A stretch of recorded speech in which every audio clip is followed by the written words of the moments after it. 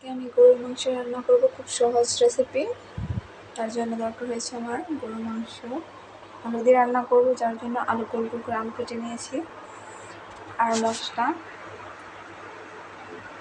রসুন, আদা বাটা, পেঁয়াজ কুচি, মশলা, তেজপাতা, তারপর মরিচের গুঁড়া, হলুদ, আর হচ্ছে গরম মশলা আর তেল। এটা দিয়ে সহজ উপায়ে আমি আজকে গরুর মাংস রান্না করব।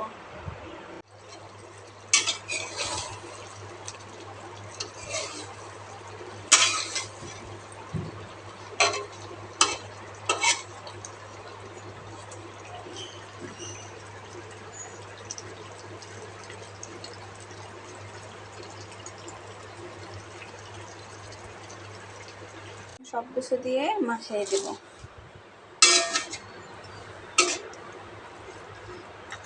হাত দিয়ে মাখালে বেশি ভালো হতো, কিন্তু আমি চামচ দিয়ে মাখিয়ে দিতেছি। আপনারা চাইলে হাত দিয়ে মাখিয়ে সুন্দর করে মাখিয়ে দিতে পারেন, এটা অনেক ভালো হবে।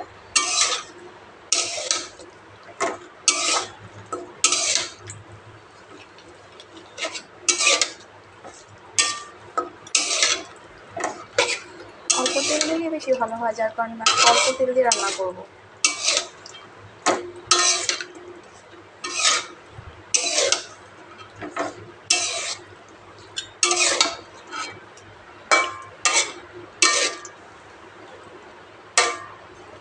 মাখানো শেষ, অল্প কিছু নিয়ে মাখানো।